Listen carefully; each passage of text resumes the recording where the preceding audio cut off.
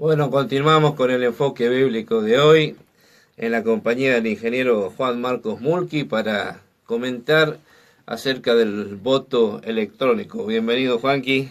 Gracias, Carlitos, y buenas tardes, buenas noches a toda la audiencia. Bueno, ha habido mucho ruido, mucho problema, la verdad que muchos dimes y diretes acerca de la efectividad y de los controles, principalmente de la información que se va dando a través de las votaciones, sobre todo estas últimas, las PASO que hemos tenido el domingo pasado. Así que vamos a ver las noticias de actualidad y algún comentario acerca de esto, Juanqui. Bueno, justamente sí, el tema que traemos a, a debatir un poco en esta tarde es ese, ¿no? Ya hemos estado hablando, creo que en uno de los primeros enfoques tecnológicos en los que hemos tenido oportunidad de conversar un poco, hemos estado charlando sobre el voto electrónico y todo lo que significa, ¿no? Esto del voto electrónico o la boleta electrónica, este, o los controles electrónicos o informáticos sobre el sufragio. Y, y bueno, justamente vuelve a resurgir el debate después de todo esto que vos decías que se ha visto el día domingo, precisamente cuando la expresidenta Fernández de Kirchner hace una vamos a decir, una protesta pública a la hora de hacer su aparición, diciendo que los resultados se habían demorado de forma intencional y que todo esto era una movida mediática y, como vos decías, todo dimes y diretes por las respuestas, ¿no es cierto?, que recibió del gobierno oficial y también las contrarrespuestas del gobierno kirchnerista. Es más, tengo una noticia que salió hoy, día martes, ¿no? Estamos hablando 48 después, cuando la actual gobernadora de la ciudad de Buenos Aires, María Eugenia Vidal, insistió en que no hubo irregularidades en el recuento y resaltó que el kirchnerismo se opuso a aprobar en el Congreso el proyecto de reforma política que impulsó la administración de Mauricio Macri, que incluía la implementación del voto electrónico. Ella dice que el bloque justamente kirchnerista no quiso votarlo, incluso la expresidenta se pronunció en contra y Vidal argumenta que el voto electrónico se usa en distintas partes del mundo, que el sistema actual es un sistema arcaico y que no hay defensa posible para seguir votando de esta manera y por eso se tarda lo que se tarda. Bueno, son todos argumentos que van y vienen, ¿no es cierto? Ataques, defensas y ataques nuevamente bueno, justamente reavivan este debate, como vos decías, acerca del voto electrónico o de la posibilidad de votar electrónicamente y resurge esta pregunta, ¿no? ¿Se hubiese cambiado el resultado de las elecciones o por lo menos los tiempos en los que se mostraron los resultados si se usaba el voto electrónico? Bueno, sí, hay que aclararle a la audiencia que lo que se hace actualmente es el conteo manual, digamos, de los votos, el conteo directo de las papeletas que se depositan dentro de las urnas, ¿cierto? Y eso a través de un procedimiento de controles de fiscales de los distintos partidos. Se confecciona un telegrama que va al correo y justamente las protestas son ahí dentro del correo, ¿no? Porque hasta ahí vamos todo bien. Se ha peleado, se ha discutido, se ha contado, se ha recontado, pero el tema es con lo que se tarda en cargar los votos en las distintas computadoras, que en esta oportunidad era 1.500 computadoras que puso a disposición una empresa privada para hacer justamente la carga de la información. Y de aquí surge justamente la discusión acerca si el voto, llamado voto electrónico, en realidad sería una boleta electrónica, como vimos en algún programa, ¿cierto? Sí. Un chip incorporado a la boleta, si esto es realmente sería más eficiente al momento de apaciguar los ánimos y la impaciencia del electorado y de los políticos que quieren saber el resultado de la elección. Claro, es así. Y bueno, obviamente, como decíamos, reaviva el debate, porque precisamente vos mencionabas que hay un momento en los que informáticamente se procesan los datos, ¿no? Se procesa la información, es decir, en algún momento entra la tecnología, ahora, en la actualidad, que obviamente antes era una cosa impensada, ¿no? Seguramente en algún otro programa charlaremos un poquito más sobre las tecnologías implementadas a la hora de votar y hablaremos un poco sobre estas empresas privadas que vos hablabas y que, bueno, hay una actualmente en el país que justamente se hizo famosa por este sobrebomba que estalló el día jueves antes de las elecciones. Y bueno, son empresas que trabajan hace mucho tiempo, con mucha experiencia, tienen su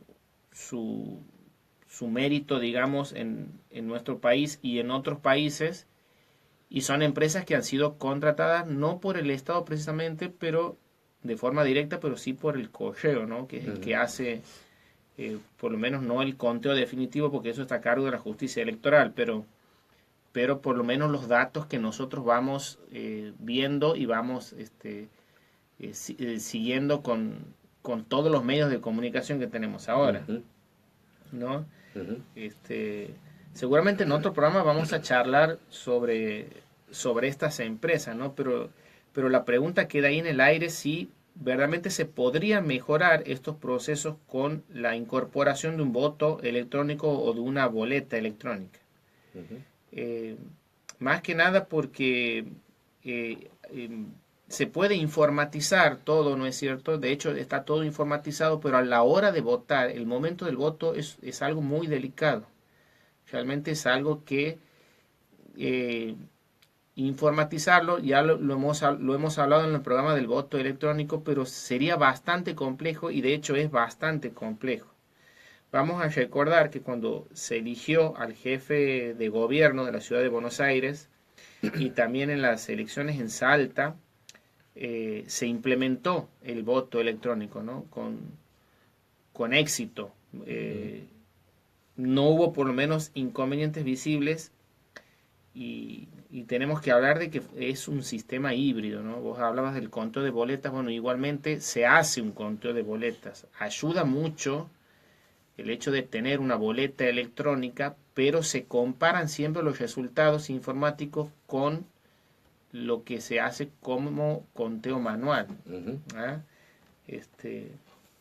Hay un evento en la ciudad de Buenos Aires, se realiza anualmente, la Eco Party.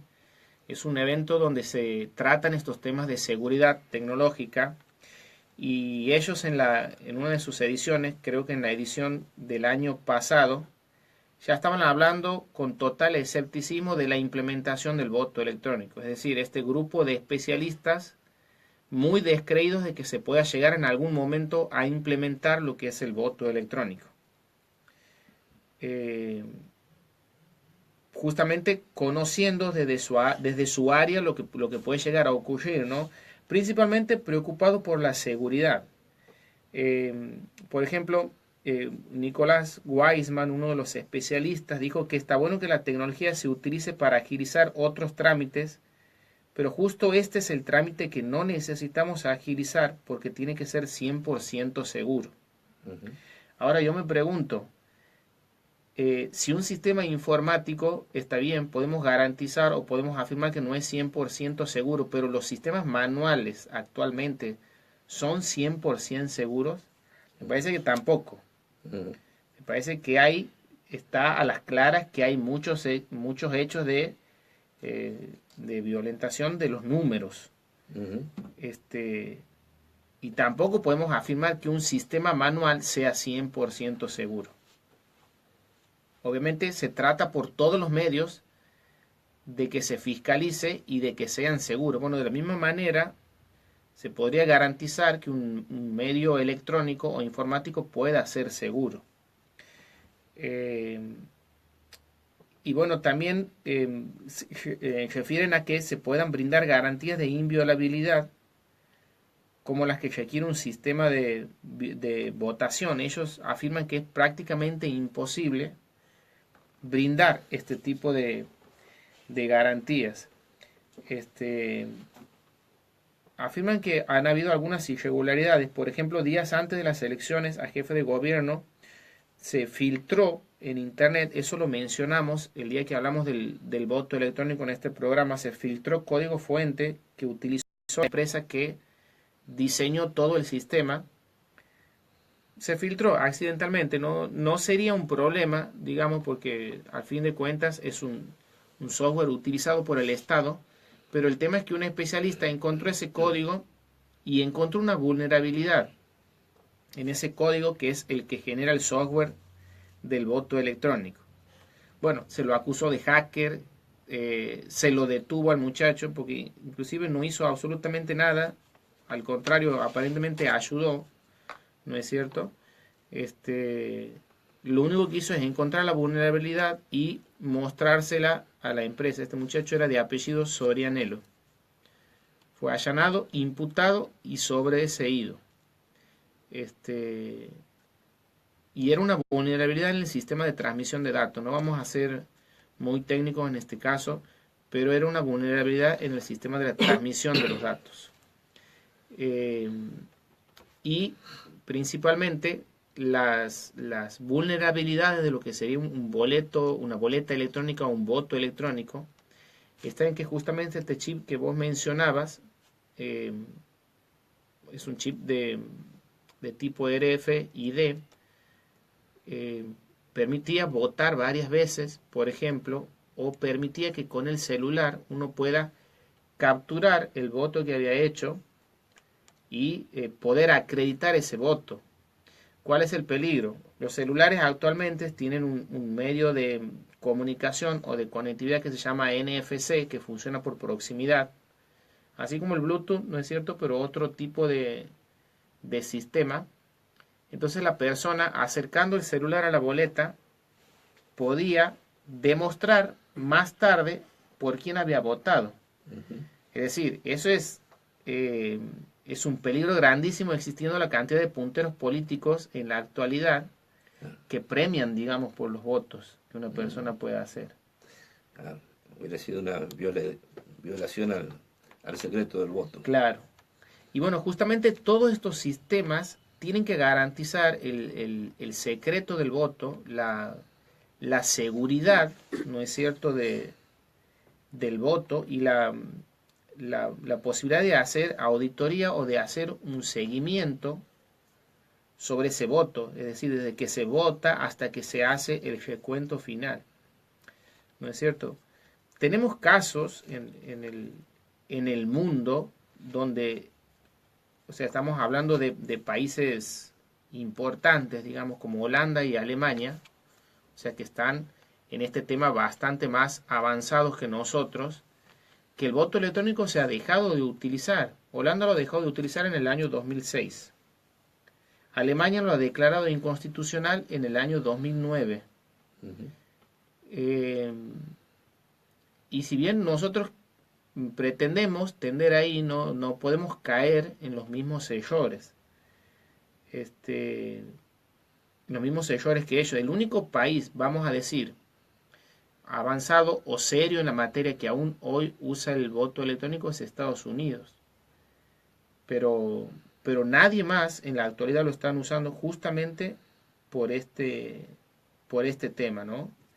Por este tema de la inseguridad. Hay una cuestión de la que hablan los especialistas, ¿no? Y que son los canales laterales también. Por ejemplo,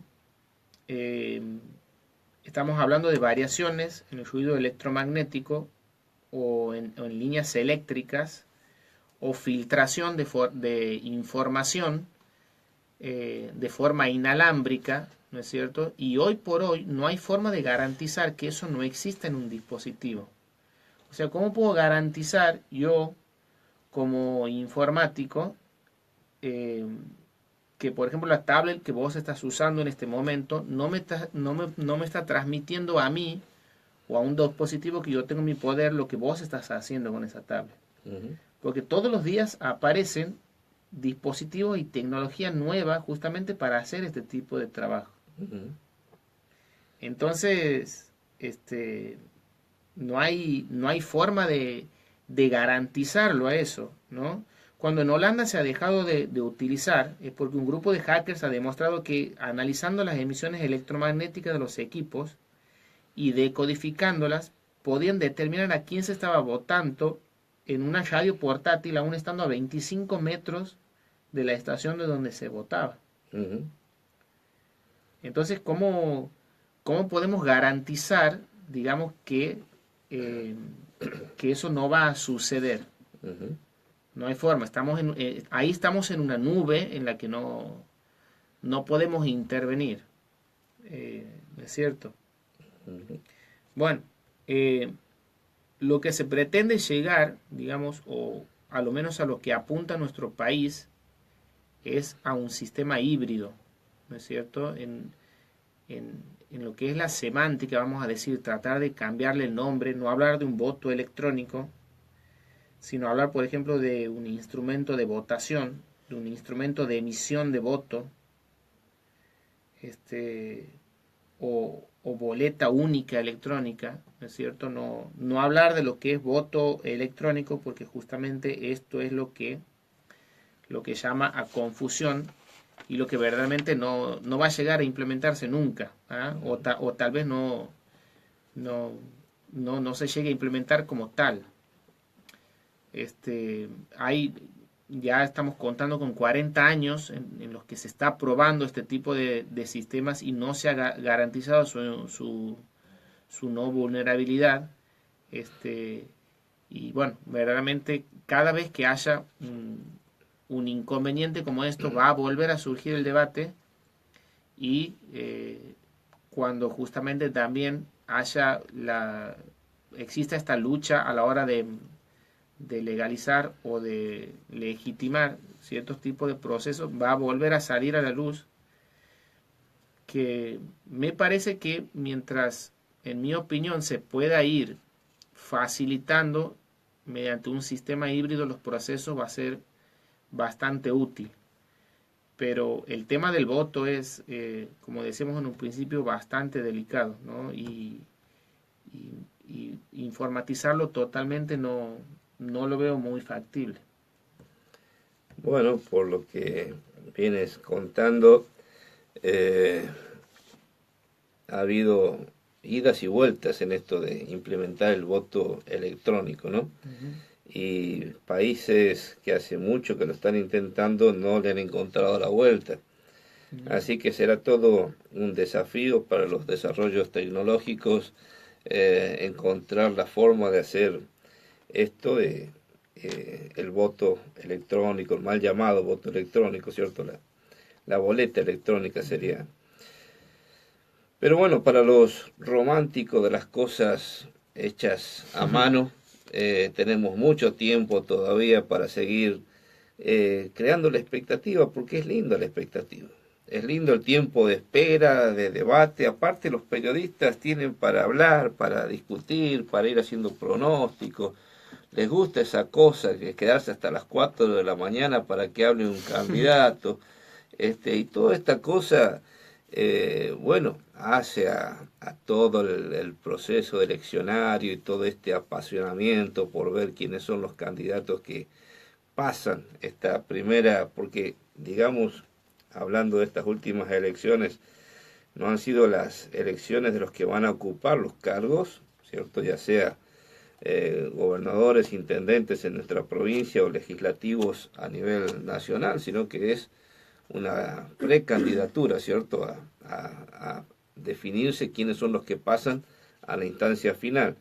Y bueno, si en esto se ha creado mucha expectativa con esta última votación, que lamentablemente mucha gente por desinformación no sabían a quién votaban, ¿no?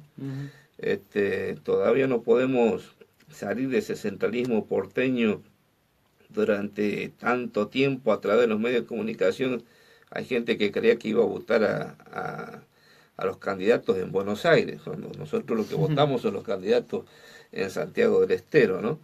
Y la información muchas veces gira sobre lo que pasa en Buenos Aires y estamos desinformados de lo que pasa en Santiago del Estero. Bueno, hay tantas cosas para ver en esto del proceso eleccionario y sobre todo un desafío para los medios de comunicación de mantener informada a la población acerca de lo que pasa en el ámbito local, más allá de lo nacional, que también es interesante, importante, ¿cierto? Y ha sido un referéndum para el gobierno para ver cuál es medir la temperatura, ¿cierto? De cómo va el gobierno a nivel nacional. Pero qué importante que es toda esta participación ciudadana en el proceso eleccionario a través de los presidentes de mesa. Roxana ha estado muy contenta de participar en el proceso. Los fiscales, ¿cierto? Fiscales generales, fiscales de los partidos, el entusiasmo de la gente. Bueno, todo esto hace a la participación ciudadana, que no debería limitarse a un día de votación, sino a todos los días, porque en definitiva estamos votando a la gente que va a estar rigiendo o tomando las decisiones en representación de todos. Bueno, Juanqui, muchas gracias por acompañarnos con el voto electrónico. Nos vemos el próximo martes, si Dios lo permite, con otro tema de actualidad. Vamos a escuchar un tema musical. Saludamos a todos los que nos siguen. La veo a Elsa, a Graciela, María Ángeles, Mariana, Mario, Evelyn y tantos otros que han pasado por la pantallita que nos están viendo por el Facebook. Escuchamos un tema musical y enseguida volvemos con la reflexión final. Ya es el momento.